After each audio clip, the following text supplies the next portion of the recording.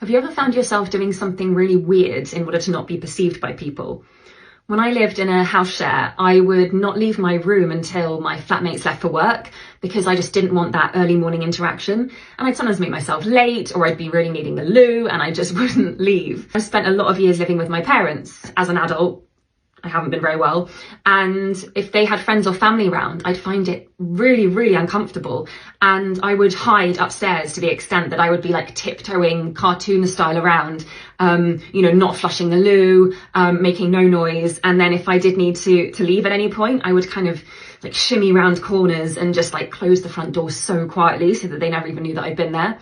I used to find all these behaviours weird, and I felt ashamed and guilty and was just like, why can't you just go down and say hi?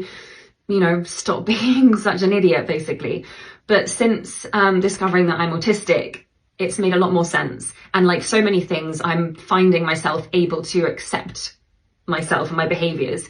And now I just find it quite funny. And I think there's so much about, being autistic, being neurodivergent, having struggles that is just painful and makes life very difficult. So if we can find the humour in situations, I think we should do that more often. So yeah, feel free to share if you've got any kind of crazy things you've done. I mean, I've like been waiting in for parcels and they've been delivered and I'm like, I literally can't engage with someone right now. And I know that I'm going to get the slip that tells me I've got to go to the post office in like 2 weeks and in order to pick it up, but I just can't do it. And so I've like literally hidden behind the curtain or like crawled underneath the window.